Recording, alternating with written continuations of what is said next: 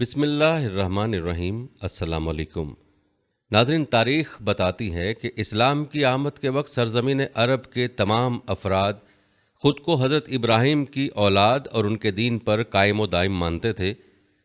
وہ لوگ اس حسب و نسب پر نازاں بھی رہتے تھے۔ ان کے خیال میں وہ دین حنیف پر عمل پیرا تھے، لیکن در حقیقت انہوں نے دین ابراہیمی کے مذہبی احکام میں اس قدر تبدیلیاں کر دی تھیں کہ احکام کی اصل روح ہی ختم ہو گئی تھی اور وہ شرک و کفر کے اعمال کا مجموعہ بن کر رہ گئے تھے۔ اس وقت کے عرب معاشرے میں مروجہ دینی و مذہبی رسوم و رواج دراصل دین ابراہیمی کی بگڑی ہوئی صورت تھے، جنہیں انہوں نے زندگی میں نافذ کیا ہوا تھا اور شدت سے ان کی پاسداری و پابندی کرتے اور کرواتے تھے۔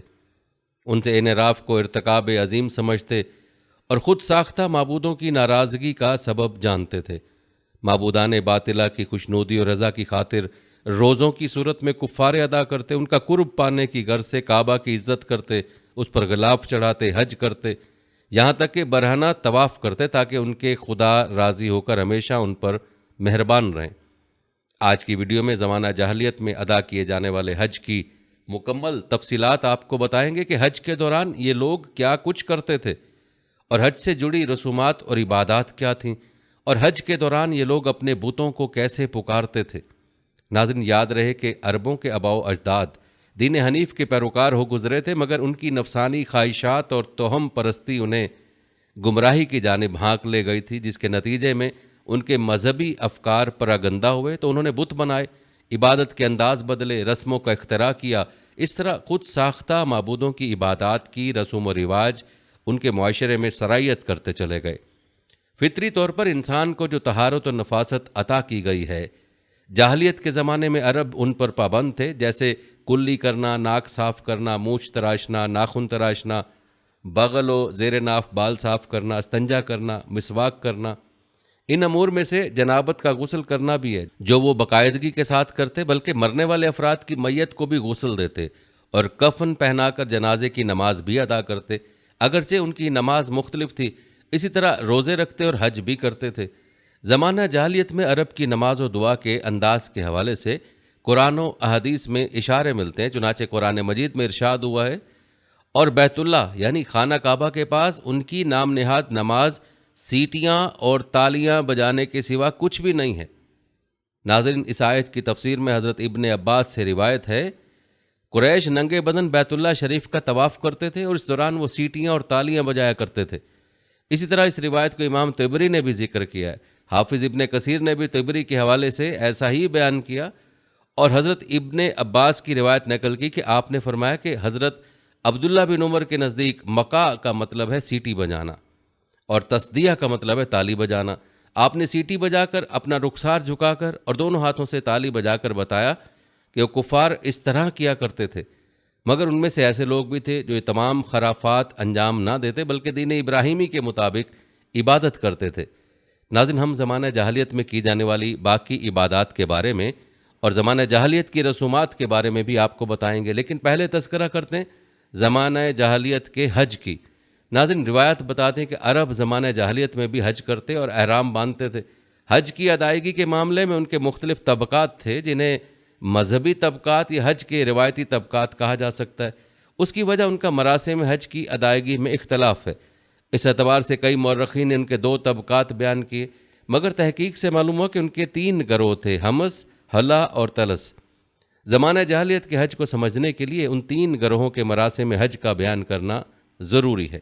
آئیے آپ کو ان کی تفصیل بتاتے ہیں۔ سب سے پہلے بات کرتے ہیں حمص کی۔ ناظرین، روایت کے مطابق یہ عرب کے چند قبائل تھے جو عبادات میں مخصوص حیثیت اور رسوم کے حامل تھے۔ ان کے علاوہ کسی کو ان جیسی حیثیت حاصل نہ تھی اور نہ ہی کوئی ان کی برابری کر سکتا تھا۔ ابن سعد نے واقدی سے، ازرقی نے ابن اسحاق سے اور انہوں نے کلبی سے حضرت ابن عباس کی روایت نقل کی ہے، جس میں اس حوالے سے تفصیل یوں بیان ہوئی ہے، وہ قریش، کنانا، خزاع اور قریش سے پیدا ہونے والے تمام عرب تھے۔ ابن اسحاق نے اس میں اضافہ کیا کہ اوس، خزرج، جسم، ربیہ، جزام، زکوان، ثقیف، امر اللات، غطفان، ادوان، الاف اور قضاء بھی ان میں سے ہیں۔ البتہ محمد بن حبیب نے بیان کیا کہ حمص کے قبائل میں قریش، مکہ میں قیام اور قریش کے پڑوس کی وجہ سے خزاع، اور عرب کے تمام وہ قبائل جو مکہ میں فروکش ہوئے، قریش سے پیدا ہونے والے کلاب، کعب، عامر کلب بن ربیہ بن عامر بن ساسا، الحارث بن عبد مناف بن کنانا، مدلج بن مرہ بن عبد مناف بن کنانا، مکہ کے آس پاس قیام پذیر ہونے کی بنا پر عامر بن منات بن کنانا، مالک ملکان بن کنانا، ثقیف عدوان یربو بن حنزلہ، مازن بن مالک بن عمر بن غیم، الاف اور جناب بن حبل شامل ہیں۔ ناظرین، روایت کے مطابق بیان کیے گئے تمام قبائل بما اپنے افراد کے ہمس میں شمار ہوتے تھے، اور ان ہمسیوں کے حج کے دوران کچھ خاص رسمیں ہوا کرتی تھی۔ چنانچہ حج کے موسم میں ہمسیوں کے اعمال کے ضمن میں امام ازرق کی تحریر فرماتے ہیں، ہمسی احرام باندھنے کے بعد پنیر نہیں بناتے تھے، گھی نہ کھاتے، نہ گرم کرتے تھے، دودھ نہ بلوتے، مکھن نہ کھاتے، اون اور بالوں کا لباس نہ پہنتے، اور جب تک حرم میں ہوتے ان کی چھاؤں حاصل نہ کرتے، اون نہ کاٹتے، نہ بالوں کے سائبان یعنی چھتریاں بنتے، بلکہ کھالوں کے سائے میں رہتے، حرم میں اگنے والی اشیاء سے کچھ نہ کھاتے، حرمت والے مہینوں کی عزت کرتے، ان میں عہد شکنی نہ کرتے اور نہ ہی ظلم کرتے، طواف کرتے تو لباس پہن کر کرتے۔ زمانہ جہالیت اور شروع اسلام میں بھی ان میں سے کوئی احرام باندھ لیتا تو اہل مدر یعنی شہر والا ہوتا، گھر کے پیچھے کی جانب نقب لگا دیتے، اسی میں سے گھر میں داخل ہوتا اور اسی سے نکلتے، اور دروازے سے داخل نہ ہوتا۔ ہمس کہتے تھے حلال مہینوں کا احترام مت کرو اور حج میں حرم سے تجاوز نہ کرو، تاکہ لوگ تمہارے حرم کو چھوڑ کر نہ چلے جائیں۔ وہ دیکھے کہ تم حرمت والے مہینوں کی طرح حلال کی بھی تعظیم کرتے ہو تو وہ بھی مناسک حج اور عرفہ کے قیام میں کمی کریں گے، جبکہ وہ حل میں سے ہے، پس وہ اس میں وقوف نہ کرتے تھے اور نہ ہی اس میں سے گزرتے تھے۔ انہوں نے حرم سے ہٹ کر نمرہ میں دونوں راستوں کے مابین مقام وقوف بنایا ہوا تھا، اس میں عرفہ کی رات میں وقوف کرتے اور یوم عرفہ نمرہ کے قریب الاراک میں گزارتے، وہاں سے مزدلفہ جاتے۔ پس جب سورج پہاڑوں کی چوٹیوں تک بلند ہوتا تو وہ روانہ ہو جاتے۔ وہ کہتے تھے ہم اہل حرم ہیں، حالت حمس یعنی حج کے کپڑوں میں یا احرام میں ہم حرم سے نہیں نکلتے۔ ناظرین، یہ تھا تذکرہ اہل حمس کا جو زمانہ جاہلیت میں حج کے دوران مذکورہ مخصوص افعال مخصوص طریقوں سے سر انجام دیتے تھے۔ اب بات کرتے ہیں دوسرے گروہ کی، جس کو حلہ کے نام سے پکارا جاتا ہے۔ مورخین کی عمومی رائے کے مطابق عرب میں سے ہمسیوں کے بعد بقیہ قبائل حلہ تھے، سوائے چند کے جن کو بعض مورخین نے طلس میں شامل کیا ہے۔ بہرحال اہل عرب کے حلہ قبائل کا تذکرہ کرتے ہوئے صالح احمد علی لکھتے ہیں، حلہ میں سارے تمیم ہیں سوائے یربو کے، اسی میں مازن، زبا، حمیس، زائنہ، الغوث بن مرہ اور قیس اعلان ہیں۔ اپنے تمام خاندانوں سمیت سوائے ثقیف کے اسی میں عدوان، عامر بن ساسا، مکمل ربیہ بن نزار اور تمام قضاء ہیں، سوائے الاف، جناب الانصار، خصم، بجیلہ، بکر بن عبد مناف بن کنانا کے، اور اسی میں حذیل بن مدرکہ، اسد، طی اور بارک ہیں۔ روایت بتاتی کہ اہل حمس کی طرح ان کے بھی اعمال حج مخصوص تھے جو مخصوص ایام و اوقات میں کیے جاتے تھے۔ چنانچہ ان اعمال و رسوم کے بارے میں بیان کرتے ہوئے محمد بن حبیب المحبر میں تحریر کرتے ہیں، حلہ والے حرم میں شکار کرنے کو حرام جانتے تھے اور اس کے علاوہ حلال مناسک میں ترتیب قائم رکھتے تھے۔ امیر آدمی اپنا سارا یا مال کا بیشتر حصہ مناسک کے لیے دے دیا کرتا، جس سے ان کے فقراء کو گرم کیا ہوا گھی ملتا۔ وہ اونٹ، اون اور دیگر جانوروں کے بالوں پر گزارا کرتے، جس لباس میں مناسک ادا کرتے وہی زیب تن کرتے، مناسک میں نیا لباس نہ پہنتے، گھروں اور حویلیوں میں دروازے سے داخل نہ ہوتے، جب تک حالت احرام میں رہتے سائے میں نہ جاتے، تیل کی مالش کرتے، گوشت کھاتے، اور یہ سب ایام مناسک میں بہت زیادہ ہوتا تھا۔ پس فراغت کے بعد جب مکہ میں داخل ہو جاتے تو اپنے جوتوں اور کپڑوں کو صدقہ کر کے کعبے کی عظمت کے پیش نظر نیا ہمسی لباس کرائے پر لیتے اور اپنے اور کعبے کے مابین جوتے نہیں لاتے بلکہ برہنہ پا آتے۔ اگر لباس نہ میسر ہوتا تو برہنہ طواف کرتے۔ ہر شخص کے لیے ایک حرمی ہمسی ہوتا جس کا لباس وہ حاصل کرتا، اور جسے کوئی بھی لباس نہ ملتا وہ برہنہ ہی طواف کرتا۔ حلہ والے بیت اللہ کی جانب لوٹتے ہوئے طواف کے لیے لباس کرائے پر حاصل کرتے تھے، کیونکہ جب وہ بحیثیت حجاج گھروں سے نکلتے تو سوائے گوشت کے خرید و فروخت کو حرام قرار دے دیا کرتے، یہاں تک کہ اپنے گھروں کو لوٹ جاتے۔ روایت میں آتا ہے کہ رسول اکرم صلی اللہ علیہ وسلم ایاز بن حمار المجاشی کے حرمی تھے۔ وہ جب مکہ میں آتا تو آپ صلی اللہ علیہ وسلم کے لباس میں طواف کرتا تھا۔ ان کے احرام ہی کے متعلق منقول ہے کہ مرد و عورت اپنے پہلے حج کا طواف برہنہ ہو کر کرتے۔ بنو عامر بن ساسا اور اک تھے جو ایسا کرتے تھے۔ پس عورت جب طواف کرتی تو اپنا ایک ہاتھ اپنی اگلی شرمگاہ پر اور دوسرا پچھلی پر رکھ لیتی اور کہتی، آج جسم کا کچھ حصہ یا سارا ہی ننگا ہو جائے، اور جو ننگا ہو جائے میں اسے جائز نہیں قرار دوں گی۔ اسی طرح روایت میں آتا ہے کہ عربی قبائل میں بنی عامر وغیرہ کعبہ کا طواف برہنہ ہو کر کرتے تھے، مرد دن میں اور عورتیں رات میں طواف کرتی تھیں۔ ناظرین، یہ تھا تذکرہ عرب کے دو گروہوں کا۔ ناظرین، عرب میں سے ہمسیوں کو علیحدہ کرنے کے بعد مورخین کی عمومی رائے کے مطابق ہونا یہ چاہیے کہ بقیہ تمام قبائل حلہ شمار ہوں، مگر محمد بن حبیب نے اس قسم میں ایک تیسری قسم طلس کا اضافہ کیا ہے۔ چنانچہ وہ لکھتے ہیں، اور وہ تمام اہل یمن، اہل حضرموت، عق، عجیب اور ایاد بن نزار ہیں۔ اس کے علاوہ انہوں نے حلہ میں سے کچھ قبائل کو علیحدہ کر کے ان کو طلس میں شمار کیا ہے، جن میں انہوں نے تمیمی قبائل کی شاخیں یربو، مازن، زبا، حمیس، زائنہ، غوث بن مر، اسی طرح قیس اعلان کی شاخیں، ثقیف، عدوان اور قضاء کی شاخیں الاف اور جناب شامل کی ہیں۔ طلسی افراد کے امور حج کے بارے میں تفصیل ذکر کرتے ہوئے محمد بن حبیب لکھتے ہیں، طلس حلہ و حمس کے مابین تھے۔ حالت احرام میں وہ حلہ کے مثل اعمال کیا کرتے تھے، جبکہ کپڑے پہننے اور گھر میں داخل ہونے کے اعمال حمس کی مانند کرتے۔ وہ کعبہ کے گرد برہنہ نہیں ہوتے تھے، نہ کپڑے کرائے پر لیتے اور گھروں میں دروازوں سے ہی داخل ہوتے، نہ بیٹیوں کو زندہ درگور کرتے اور حلہ کے ساتھ ہی وقوف کرتے اور وہی اعمال کرتے جو وہ کیا کرتے تھے۔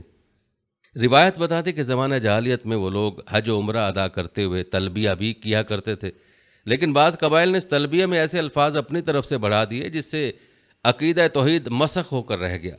روایت بتاتی کہ عرب جب بیت اللہ کے حج کا ارادہ کرتے تو ہر قبیلہ اپنے اپنے صنم یعنی بت کے پاس کھڑا ہوتا اور اس کے پاس نماز پڑھتا، پھر تلبیہ پڑھتے پڑھتے مکہ آ جاتا۔ دیگر باہمی مختلف رسومات کی طرح ان کے تلبیات بھی مختلف تھے۔ چنانچہ ابن واضح یعقوبی ان تمام کے تلبیات کو نقل کرتے ہوئے تحریر کرتے ہیں کہ قریش کا تلبیہ یہ تھا، میں حاضر ہوں اے اللہ، میں حاضر ہوں، میں حاضر ہوں، تیرا کوئی شریک نہیں، بالفرض کوئی بنائے بھی تو اس کا اور اس کے تمام ملکیت کا مالک ہے۔ کنانا کا تلبیہ تھا، اے اللہ میں حاضر ہوں، میں حاضر ہوں، آج تعریف، دعا اور کھڑے ہونے کا دن ہے۔ بنی اسد کا تلبیہ تھا، میں حاضر ہوں اے اللہ، میں حاضر ہوں اے رب، بنو اسد تقصیر کرنے والے، اہل وفا اور کوشش تیری جانب آئے ہیں۔ اور بنی تمیم کا تلبیہ تھا، میں حاضر ہوں اے اللہ، میں حاضر ہوں، میں حاضر ہوں، میں حاضر ہوں تمیم کی طرف سے، تو دیکھتا ہے کہ اس نے اپنا اور اپنے پیچھے والوں کا لباس میلا کر دیا اور اپنے رب سے خلوص کے ساتھ دعا گو ہے۔ قیس اعلان کا تلبیہ تھا، میں حاضر ہوں اے اللہ، میں حاضر ہوں، میں حاضر ہوں، تو رحمان ہے، تیری بارگاہ میں قیس اعلان پیدل و سوار آئے۔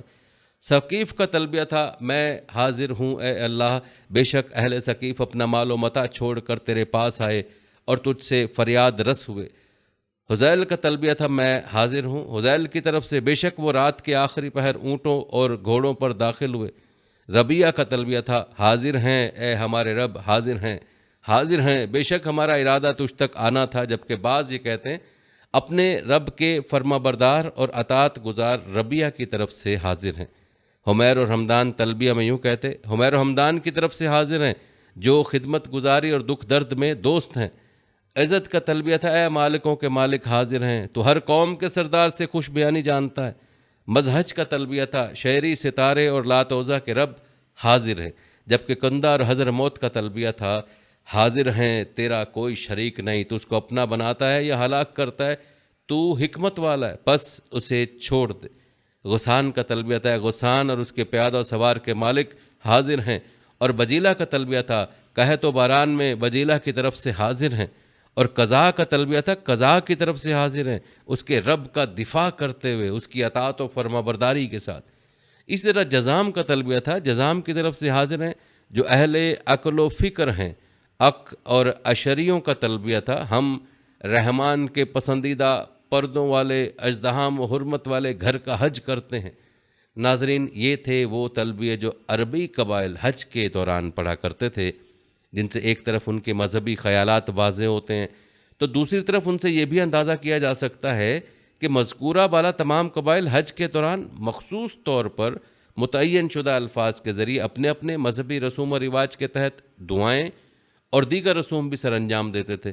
ناظرین، روایت میں یہ بھی آتا ہے کہ جس طرح ہر قبیلے کا مخصوص تلبیہ تھا، اسی طرح جاہلیت میں عرب نے تمام بتوں کے لیے بھی علیحدہ تلبیہ مختص کیے ہوئے تھے۔ یہ تلبیہ کیا تھے، آئیے اس بارے میں بھی آپ کو بتاتے ہیں۔ روایت کے مطابق اہل عرب کا اصاف بت کے لیے تلبیہ یہ تھا، حاضر ہے اللہ، حاضر ہیں، حاضر ہیں، تیرا کوئی شریک نہیں مگر جو تیرا شریک ہے اور جو کچھ اس کا ہے وہ سب تیری ملکیت ہے۔ ان کا عزا بت کے لیے تلبیہ یوں تھا، حاضر ہیں اللہ، حاضر ہیں تیری اطاعت کے لیے، ہمیں تو کتنا عزیز رکھتا ہے۔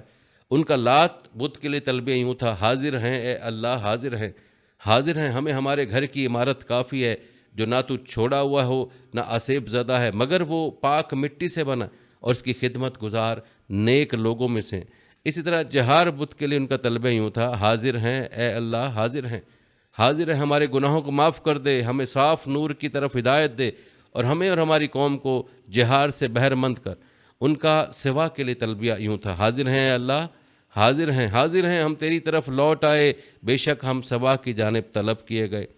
ان انکار کا حج میں شمس کا تلبیہ یوں تھا، حاضر ہیں اے اللہ حاضر ہیں، تیری اطاعت کے لیے حاضر ہیں، ہم اپنی صبح سے متمتع ہوتے ہیں، دن میں سفر کرتے ہیں، اس کی گرمی سے نفع پاتے ہیں اور ثبات حاصل کرتے ہیں۔ اے رب تیری حمایت کی وجہ سے ہم کسی شے سے نہیں ڈرتے اور نہ نقصان زدہ ہوتے ہیں، ان عطیات اور نعمتوں کے باعث ہم رب کا حج کرتے۔ ان کا محرک کے لیے تربیہ تھا، حاضر ہیں اللہ حاضر ہیں، حج کرنے، حق ادا کرتے، بندگی و غلامی کرتے ہوئے تیری اطاعت کو حاضر ہیں۔ اس طرح ان کا ود کے لیے تلبیہ یوں تھا، حاضر ہیں اے اللہ حاضر ہیں، عذر پیش کرتے ہوئے تیری اطاعت کو حاضر ہیں۔ اس طرح عربوں کا ذوالخلصہ کے لیے تلبیہ یوں تھا، حاضر ہیں اے اللہ حاضر ہیں، تیری اطاعت کے لیے حاضر ہیں جو تجھ کو محبوب ہے۔ عربوں کا منطبق کے لیے تلبیہ یوں تھا، حاضر ہیں اے اللہ تیری اطاعت کے لیے حاضر ہیں۔ اسی طرح ان کا منات کے لیے تلبیہ یوں تھا، حاضر ہیں اے اللہ حاضر ہیں، تیری اطاعت کو حاضر ہیں۔ اگر بکر نے تیرا در نہ تھاما ہوتا تو لوگ تجھے چھوڑ کر بدک جاتے، ابھی تک لوگ حج میں کثرت سے تیرے پاس آتے ہیں، تیرے بغیر ہم ان سے غیر مطمئن ہیں۔ اس طرح عربوں کا سعیدہ کے لیے تلبیہ یوں تھا، حاضر ہیں اے اللہ حاضر ہیں، تیری اطاعت کو حاضر ہیں، ہم تیرے پاس سفارش کے لیے آئے، نہ کسب مال کے لیے بلکہ ہم صرف خلوص کے ساتھ آئے ہیں۔ اس طرح ان کا یوق کے لیے تلبیہ یوں تھا، حاضر ہیں اے اللہ حاضر ہیں، تیری اطاعت کو حاضر ہیں، ہمارے دلوں میں برائی کی نفرت پیدا فرما اور اچھائی کو محبوب بنا، ہمیں گمراہ نہ کر کہ ہم سرکش ہو جائیں اور ہمیں ہلاکت کے بوجھ تلے مت ڈال۔ اس طرح عربوں کا یغوث کے لیے تلبیہ یوں تھا، حاضر ہیں اے اللہ حاضر ہیں، تیری اطاعت کو حاضر ہیں، ہم سے محبت کر، بس ہم تیرے بندے ہیں، تیری طرف آ گئے ہیں۔ اس کے علاوہ ان کا نصر کے لیے تلبیہ یوں تھا، حاضر ہیں اللہ تیری اطاعت کے لیے حاضر ہیں، ہم سب بندے ہیں، ہم سب ایسے مضبوط فوجی دستے ہیں کہ تو ہمارا تعریف گو ہے، ہمارا ملک اور شکار ہمیں لوٹا دے۔ اس کے علاوہ عربوں کا ذواللبا کے لیے تلبیہ یوں تھا، حاضر ہیں اے اللہ حاضر ہیں، تیری اطاعت کو حاضر ہیں۔ اے رب پس مضر کو ہم سے پھیر دے اور ہمارا یہ سفر پرامن کر دے، بلا شبہ ان میں جو ہے وہ قابل سرزنش ہے، اور اے اللہ صاحبان اونٹ ہمارے لیے کافی ہوں۔ مرحب کے لیے ان کا تلبیہ یوں تھا، حاضر ہیں اے اللہ حاضر ہیں، تیری اطاعت کو حاضر ہیں، بے شک ہم تیری بارگاہ میں حاضر ہیں، پس ہمیں عزیز رکھ۔ اسی طرح ذرعی کے لیے عربوں کا تلبیہ یوں تھا، حاضر ہیں اے اللہ حاضر ہیں، تیری اطاعت کو حاضر ہیں، ہم سب ناشکر ہیں اور سب نعمتوں کا انکار کرنے والے ہیں، پس زندہ کر دینے والے بارش سے ہماری کفایت کر۔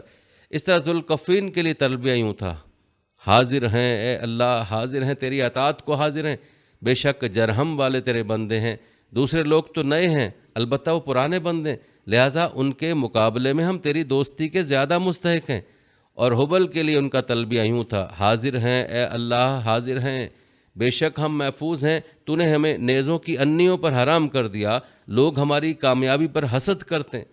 ناظرین، آپ نے ملاحظہ کیا کہ اہل عرب کا ہر بت کے لیے علیحدہ تلبیہ بتوں کے بارے میں ان کے خیالات کو ظاہر کرتا ہے، اور ساتھ ہی اس طرف بھی اشارہ کرتا ہے کہ ارکان حج میں ان سے استعانت و نصرت کے بھی خواستگار تھے۔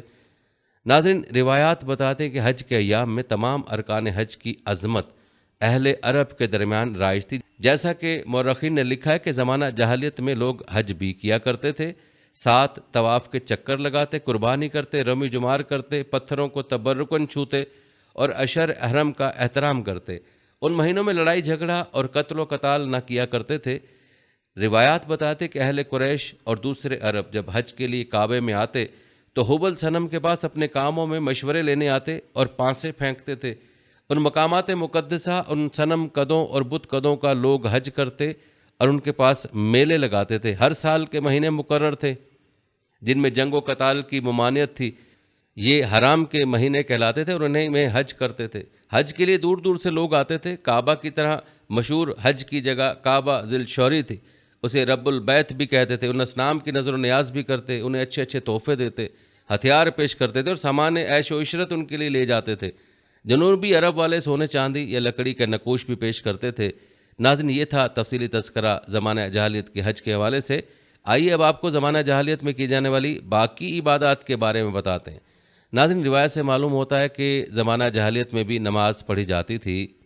زمانہ جاہلیت میں اپنا حال بتاتے ہوئے حضرت ابو ذر غفاری نے عبادہ بن صامت سے فرمایا، اے میرے بھتیجے، رسول اللہ صلی اللہ علیہ وسلم کے ساتھ ملاقات سے 3 سال پہلے میں نماز پڑھتا تھا۔ میں نے پوچھا کس کے لیے؟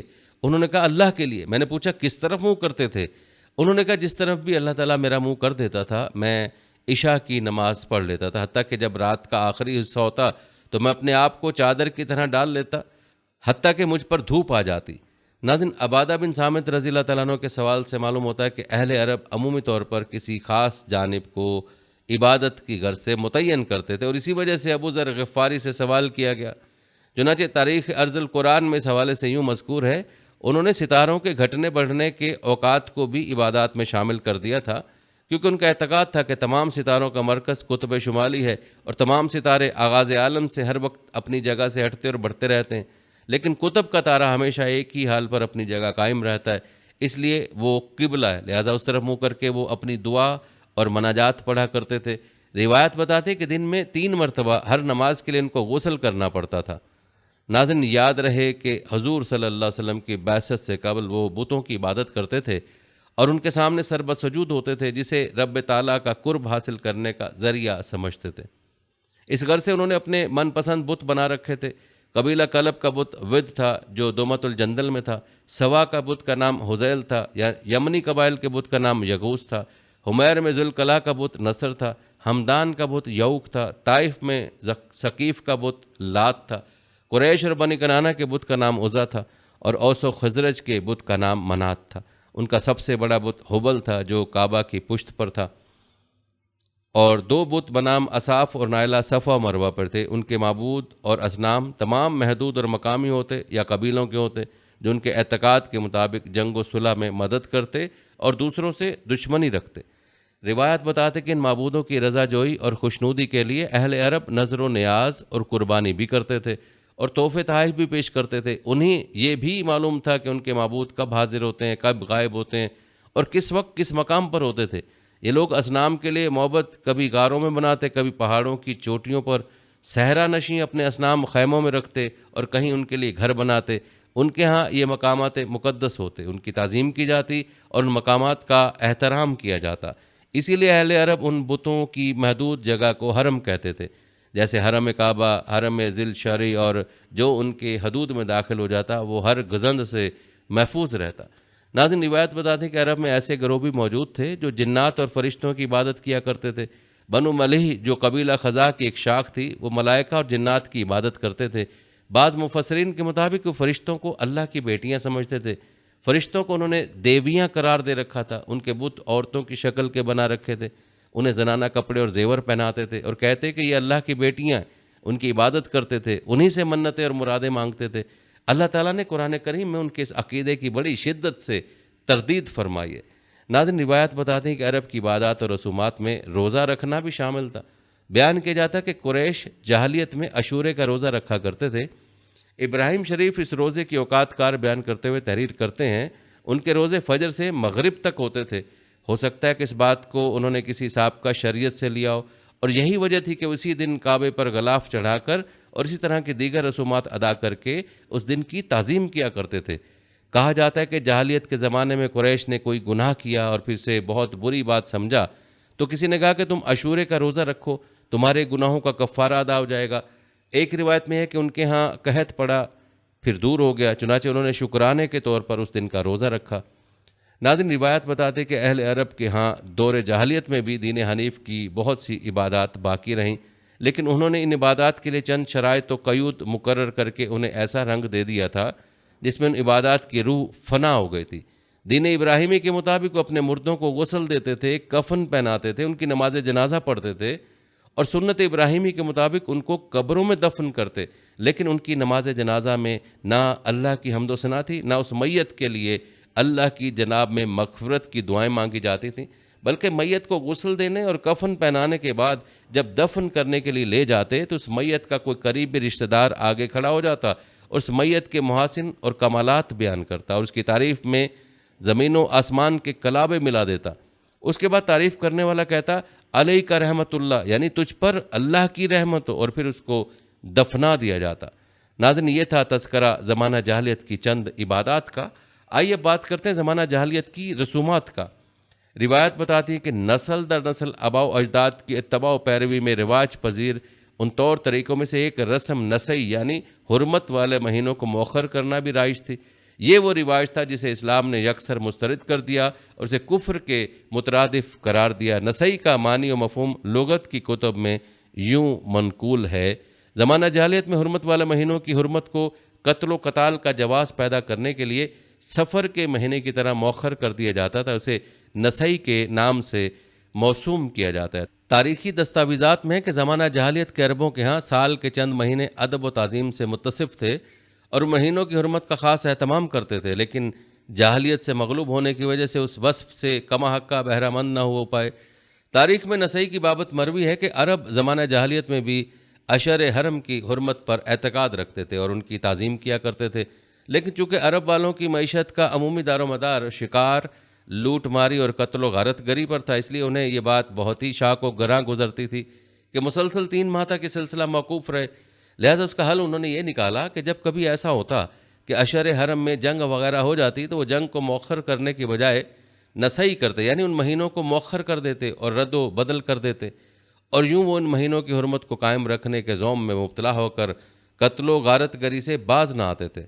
روایت کے مطابق نسئی کی رسم 2 وجہ سے رائج تھی، ان میں سے ایک وجہ جس کا ذکر ابن اسحاق نے بھی کیا ہے وہ یہ تھی کہ اہل عرب محرم کو حلال اور اس کے بدلے سفر کو حرام قرار دے کر جنگ و جدل، غارت گری اور خون کے انتقام لینے کا راستہ نکال لیتے تھے۔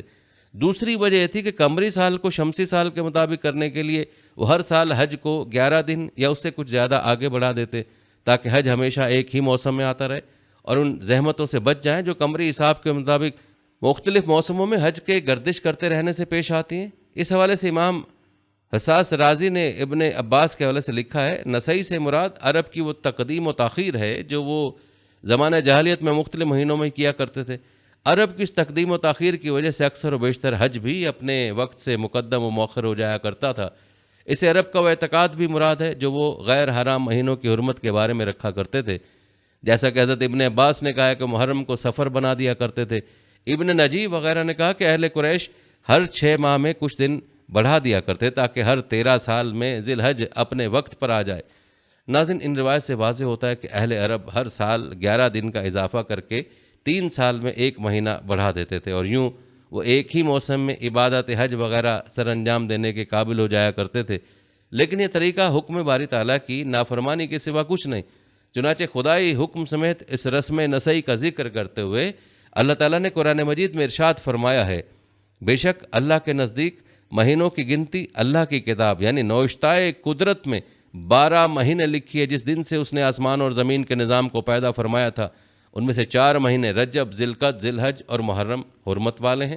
یہی سیدھا دین ہے، سو تم ان مہینوں میں از خود جنگ و قتال میں ملوث ہو کر اپنی جانوں پر ظلم نہ کرنا، اور تم بھی تمام مشرکین سے اسی طرح جوابی جنگ کیا کرو جس طرح وہ سب کے سب اکٹھے ہو کر تم سے جنگ کرتے ہیں، اور جان لو کہ بے شک اللہ پرہیزگاروں کے ساتھ ہے۔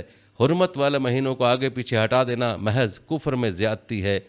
اس سے وہ کافر لوگ بہکائے جاتے ہیں جو اسے 1 سال حلال گردانتے ہیں اور دوسرے سال اسے حرام ٹھہرا لیتے ہیں تاکہ ان مہینوں کا شمار پورا کر دیں جنہیں اللہ نے حرمت بخشی ہے، اس مہینے کو حلال بھی کر دیں جسے اللہ نے حرام فرمایا ہے۔ ان کے لیے ان کے برے اعمال خوشنما بنا دیے گئے اور اللہ کافروں کے گروہ کو ہدایت نہیں فرماتا۔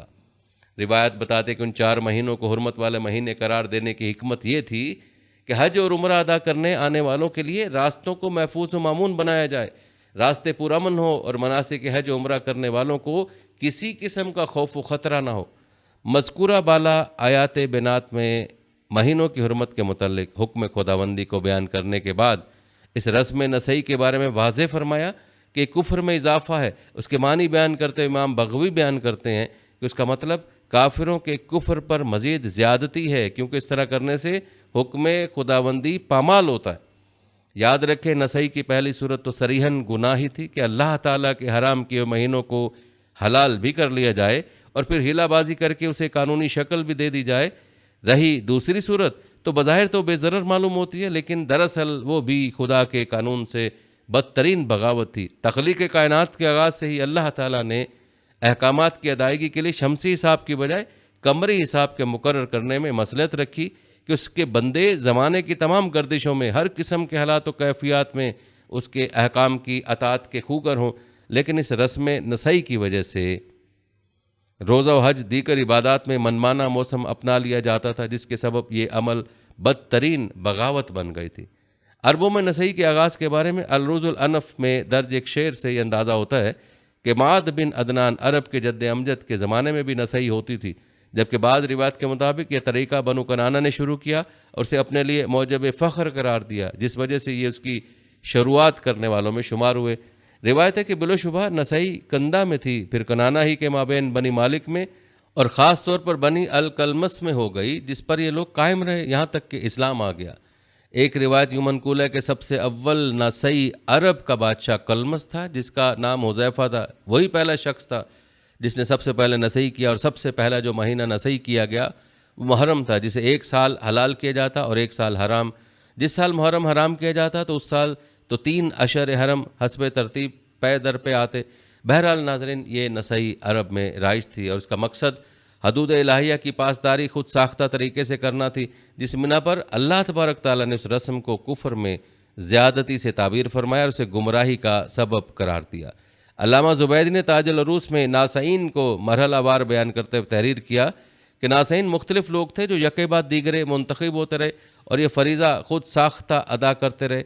روایات بتاتی ہیں کہ جب اہل عرب منا سے جا رہے ہوتے تھے تب ناسی اعلان کرتا تھا، اور وہ بنو کنانہ سے کوئی شخص ہوتا تھا جو یہ اعلان کرتا کہ میں وہ ہوں جس کی بات رد نہیں کی جاتی، تو سب مجمع اس کی طرف متوجہ ہوتا اور درخواست کرتا کہ ہمارے لیے نسائی کا اعلان کرو، یعنی محرم کی حرمت کو سفر کی طرف مؤخر کر دو۔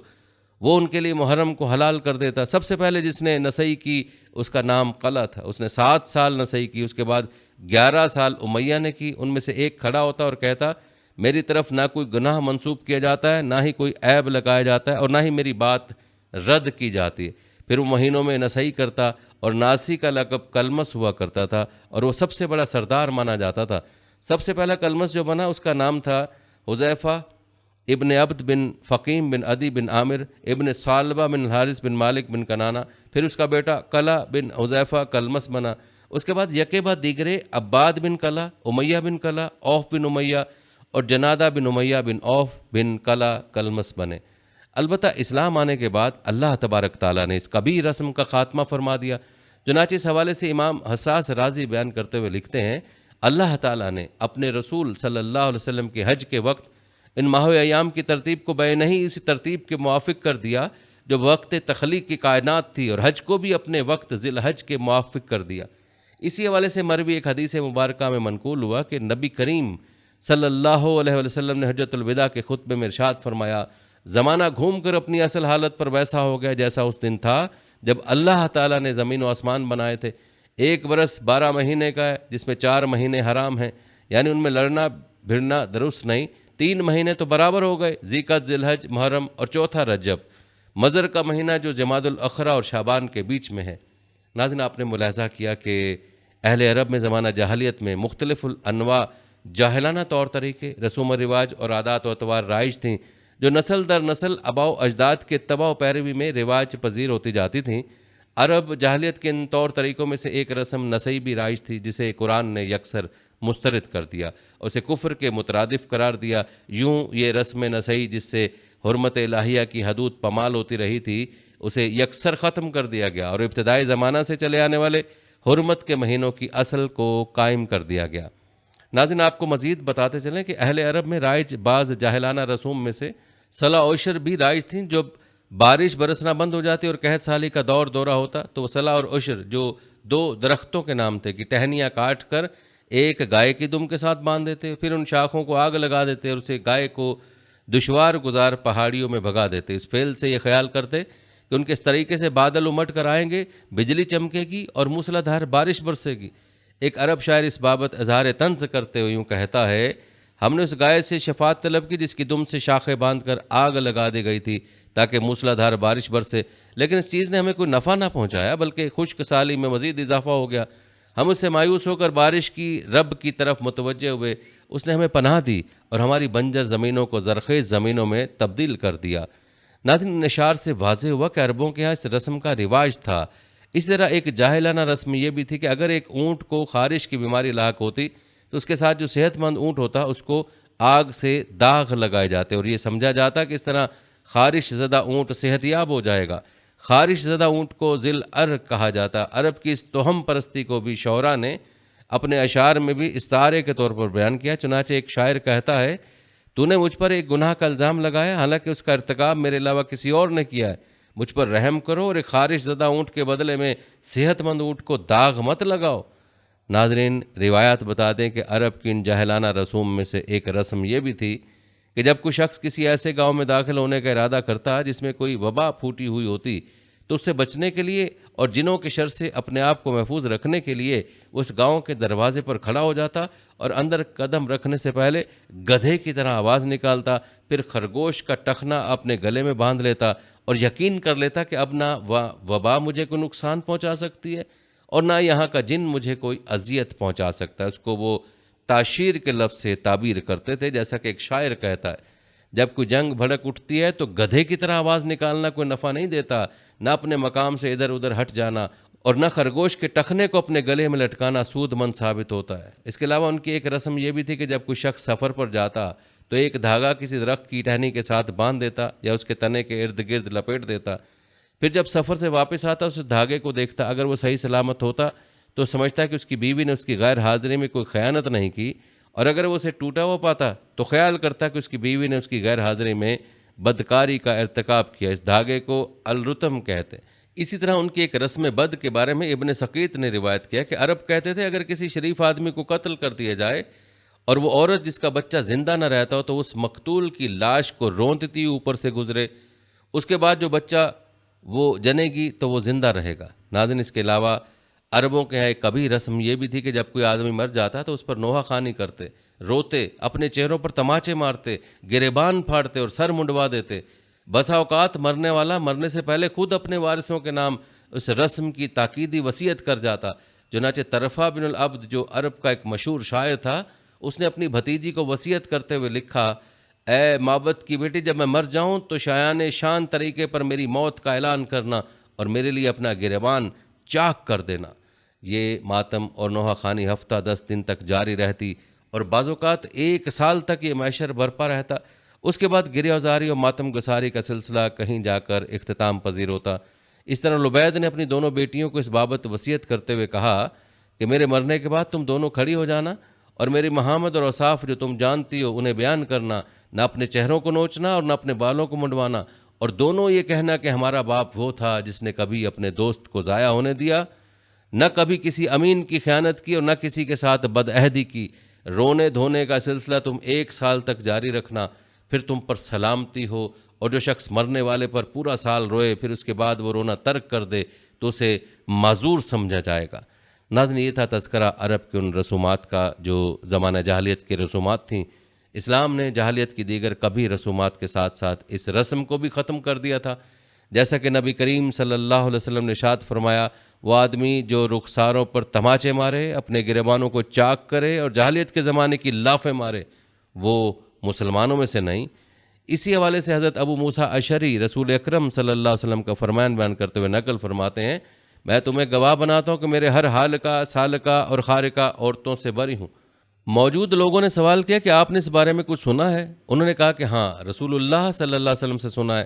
حالقہ سے مراد وہ عورت جو مصیبت کے وقت اپنا سر مڈا دے، سالقہ سے مراد وہ عورت جو بلند آواز سے نوحہ کرے، اور خارقہ سے مراد وہ عورت جو اپنے گریبان کو چاک کر دے۔ ان 3 اقسام کی عورتوں سے رسول اکرم صلی اللہ علیہ وسلم نے بری ذمہ ہونے کا اعلان فرمایا۔ ناظرین، رسومات کے علاوہ عربوں میں مقتول کی دیت کے حوالے سے بھی ایک عجیب رسم پائی جاتی تھی۔ عربوں کے ہاں مقتول کی دیت عام طور پر 100 اونٹ ہوا کرتی تھی۔ قاتل پوری دیت کے ساتھ لے کر اور اپنی قوم کے معززین کی جماعت کی ہمراہی میں مقتول کے وارثوں کے پاس جاتا اور ان سے دیت قبول کرنے اور قتل معاف کرنے کی درخواست کرتا۔ اگر مقتول کے ورثاء طاقتور ہوتے تو دیت کو مسترد کر دیتے اور قصاص لینے پر اصرار کرتے، اور اگر وہ اتنے طاقتور نہ ہوتے کہ قاتل کے قبیلے کا مقابلہ کر سکیں تو پھر اپنا پردہ رکھنے کے لیے وہ کہتے کہ ہم خود تو اپنے مقتول کو ان 100 اونٹوں کے بدلے فروخت نہیں کر سکتے، البتہ اگر اللہ تعالیٰ یہ فیصلہ فرما دے تو پھر ہم دیت لے لیں گے اور قصاص سے دستکش ہو جائیں گے۔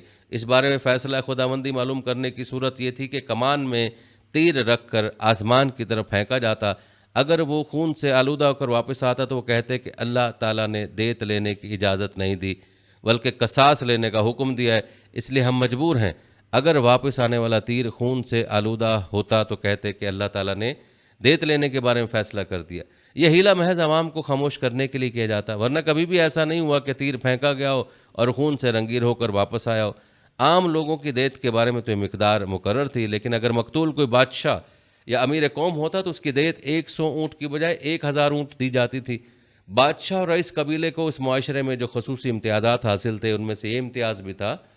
ناظرین، رسومات کے علاوہ اہل عرب کے ہاں رسم ولیہ بھی ان کے مذہبی رسم و رواج میں سے ایک رسم تھی جسے کسی کے مرنے پر ادا کیا جاتا تھا، اور یہ رسم میت کے اونٹ یا اونٹنی کو اذیت پہنچا کر پوری کی جاتی تھی۔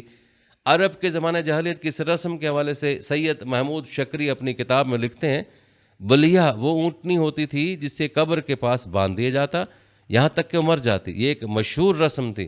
بلیہ یہ تھی کہ جب کوئی ذی عزت انسان مر جاتا تو وہ اس کی اونٹنی یا اونٹ کو بغیر خوراک کے چھوڑ دیتے، پھر اس کی گردن کو الٹا کر دیتے، اس کے سر کو پھیر کر پشت کی جانب کر دیتے، اسے ایک چھوٹے سے گڑھے میں چھوڑ دیتے، اسے کھانے اور پینے کے لیے کچھ نہ دیا جاتا یہاں تک کہ وہ مر جاتی۔ بس اوقات اس کے مر جانے کے بعد اسے جلا دیتے اور کبھی کھال اتار کر سمامہ یعنی گھاس اس کے اندر بھر دیتے۔ ان کا خیال تھا کہ جس شخص کے مرنے کے بعد بلیہ نہ بنائی جائے وہ قیامت کے دن پیادہ اٹھے گا، اور جس کی بلیہ ہوگی وہ اپنی بلیہ پر سوار ہو کر اٹھے گا۔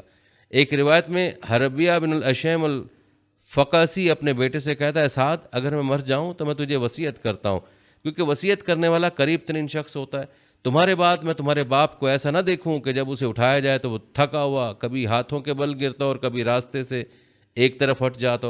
اپنے باپ کو تندرست اونٹنی پر سوار کرنا، خوب موٹی تازی چننا، یہی زیادہ صحیح بات ہے۔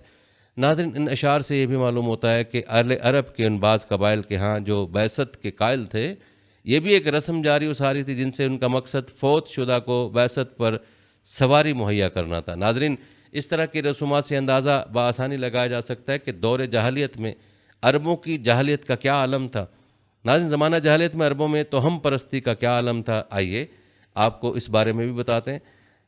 روایت سے واضح ہوتا ہے کہ قبل از اسلام جیسے ان لوگوں کی خوشی منانے کے نئے نئے انداز تھے، بالکل ویسے ہی غم منانے کے بھی نرالے طریقے تھے، کیونکہ ان کے ہاں جنگ و جدل عام تھی اور بہت سارے افراد لڑائیوں میں بھی کام آ جایا کرتے تھے، لہٰذا اس خون ریزی میں بہت ساری رسومات شامل ہو گئی تھی۔ مثلا انتقام کی آگ ان کے دلوں کو ہمیشہ گرمایا کرتی تھی، اور یہ ہمیشہ اس فکر میں رہتے تھے کہ کسی کا خون رائگاں نہ چلا جائے۔ عربوں کی یہاں باہمی جنگ و جدل کے علاوہ توہم پرستی اور ضعیف الاعتقادی نے ان کی زندگی کے ساتھ ان کی موت کو بھی مشکل بنا دیا تھا۔ عجیب عجیب خیالات اور ان کے ساتھ رسومات نے ان کو بے انتہا مصائب میں گرفتار کر دیا تھا۔ اسی طرح اس توہم پرستی کی وجہ سے ان میں کئی طرح کے منفی رسمیں بھی نفوذ کر چکی تھیں۔ مثلا ان میں ایک رسم یہ بھی تھی کہ 2 آدمی باہمی مقابلہ کرتے، ایک آدمی چند اونٹ ذبح کرتا، دوسرا آدمی اس سے زیادہ کر دیتا، پھر پہلا آدمی اس سے بھی زیادہ کرتا اور دوسرا آدمی اونٹوں کی تعداد میں مزید اضافہ کر کے انہیں کاٹ ڈالتا۔ جو آدمی اپنے مد مقابل سے زیادہ اونٹ ذبح کرنے سے عاجز آ جاتا اسے شکست خوردہ تصور کیا جاتا اور پہلے کو غالب اور فاتح شمار کیا جاتا۔ یہ ایک ایسی منفی رسم تھی جس کی وجہ سے بلا ضرورت بے دریغ اونٹوں کو تلف کر دیا جاتا، اس میں اسراف بھی تھا اور جانوروں کا ضیاع بھی، لیکن وہ لوگ عہد جاہلیت میں ایک دوسرے سے بازی لے جانے کے لیے اپنے سینکڑوں اونٹ ضائع کر دیتے اور اس کو وجہ فخر و مباحات سمجھتے تھے۔ ناظرین، عرب عمومی طور پر چونکہ علم کی روشنی سے دور تھے اور ضعیف الاعتقادی نے ان کے سوچنے سمجھنے کی صلاحیتوں کو بھی ختم کر دیا تھا، اس لیے وہ ہر مشکل میں کسی غیبی معاونت کے متلاشی رہتے تھے۔ یہی وجہ تھی کہ عرب معاشرے میں کچھ ایسے ہوشیار لوگ جو کہ دور رس نگاہ رکھتے تھے اور جن کی چھٹی حس بھی تیز ہوتی تھی، نیز وہ قیافہ شناسی میں بھی مہارت رکھتے تھے، اپنی خداداد صلاحیتوں کو استعمال کرتے ہوئے کاہن بن بیٹھے تھے۔ ان کے معاشرے میں کاہنوں کی حیثیت مسلم تھی اور لوگ ان کی بتائی ہوئی باتوں پر نہ صرف یقین کرتے بلکہ ان پر عمل بھی کرتے تھے تاکہ وہ پریشانیوں سے بچے رہیں۔ دور جاہلیت میں کہانت ایک بلا تھی جو پورے جزیرے میں پھیلی ہوئی تھی۔ ہر جگہ ایک یا کئی کاہن ہوتے تھے جو آئندہ واقعات کی پیش گوئیاں کرتے اور آسمانی خبریں بتاتے تھے۔ اہل عرب کا اعتقاد تھا اور خود کاہنوں کا دعویٰ تھا کہ ان کے ساتھ ایک ایک جن رہتا ہے۔ یہ کاہن بت خانوں میں رہتے تھے اور کسی خاص بت کے پجاری ہوتے تھے، اور جب لوگ ان سے غیب کی باتیں پوچھتے یا خود آئندہ کے متعلق پیش گوئی کرنے لگتے تو ایک خاص کیفیت اپنے اوپر طاری کر لیتے۔ مرد بھی کاہن ہوتے تھے اور بعض عورتیں بھی اس شعبے سے وابستہ ہوتی تھیں جو کاہنہ کہلاتی تھیں۔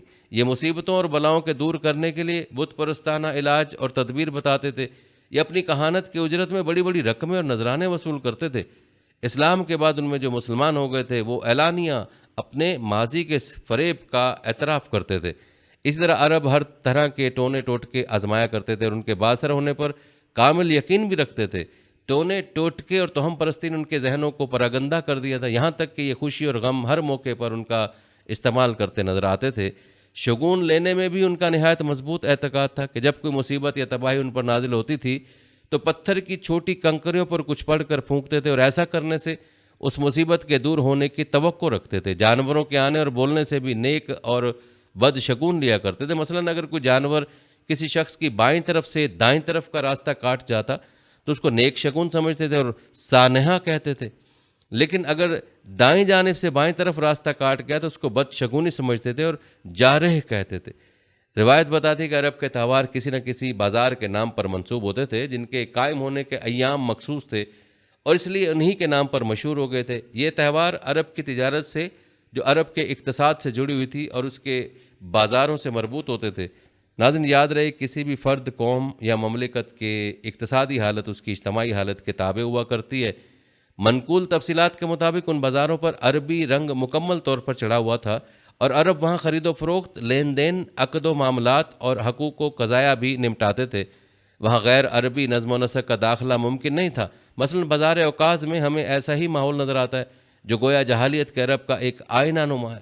اس کے ذریعے ہم عرب کے اس وقت کے احوال جان سکتے ہیں کہ اس وقت عرب کے معاملات اور تعلقات کس نہج پر تھے، ان کا ماحول کیسا تھا اور وہ کیسا رہن سہن رکھتے تھے۔ اس طرح مکہ اور اس کے اطراف میں قائم بازار مجنہ اور ذی المجاز میں بھی ہمیں عربی ماحول ہی نظر آتا ہے، اور ہمیں یہ بھی نظر آتا ہے کہ ان بازاروں کا ربط حج بیت اللہ سے بھی بہت گہرا تھا، کیونکہ ان کا مقام اور وقت انعقاد عین وہی تھا جو حج بیت اللہ کا تھا۔ جیسا کہ احمد ابراہیم نے بیان کیا ہے، وہ اس حوالے سے لکھتے ہیں مکہ اور اس کے اطراف میں جو بڑے بڑے بازار لگا کرتے تھے ان میں مشہور ترین عکاظ، مجنہ اور ذی المجاز تھے۔ ان کا تعلق حج بیت اللہ سے بھی بنتا تھا، اس لیے کہ ان کا اور حج کا وقت اور مقام ایک ہی ہوا کرتا تھا۔ ان تہواروں اور بازاروں میں سے خصوصی طور پر مذکورہ بالا بازار مذہبی رسوم و رواج کے آئینہ دار تھے، اور انہی بازاروں سے عرب جاہلی کے افراد اپنے اپنے رواج کے مطابق جڑے ہوئے تھے۔ ناظرین روایت بتاتی ہے کہ جاہلیت میں عرب عیدیں بھی اپنے مخصوص بتوں کے حضور مناتے تھے تاکہ خوشی اور قرب معبود دونوں حاصل ہوں۔ چنانچہ 3 بڑے بتوں کی خاطر رخت سفر باندھتے اور ان کے قدموں میں عجز و نیاز پیش کر کے عید کا اہتمام کرتے تھے، جن سے میلوں کا سما بندھ جاتا۔ وہ 3 بت یہ تھے: لات، عزا اور منات۔ لات اہل طائف کا بت تھا جو دراصل نیک آدمی تھا اور حاجیوں کے لیے ستو بھگویا کرتا تھا۔ جب وہ مر گیا تو مدت تک عرب اس کی قبر پر مقیم رہے، پھر انہوں نے اس کا بت بنایا اور پھر ایک عمارت کھڑی کر دی جس کا نام بیت الربا رکھا۔ عزا اہل مکہ کا بت تھا جو عرفات کے قریب نصب تھا۔ وہاں ایک درخت بھی تھا جس کے پاس اہل مکہ جانور ذبح کیا کرتے اور دعائیں مانگا کرتے تھے، جبکہ منات اہل مدینہ کا بت تھا۔ اللہ کے ساتھ شرک کرتے ہوئے اس کے لیے احرام باندھا کرتے تھے۔ یہ بت مکہ اور مدینہ کے درمیان ساحل کی جوہت سے قدید پہاڑ کے بالمقابل تھا۔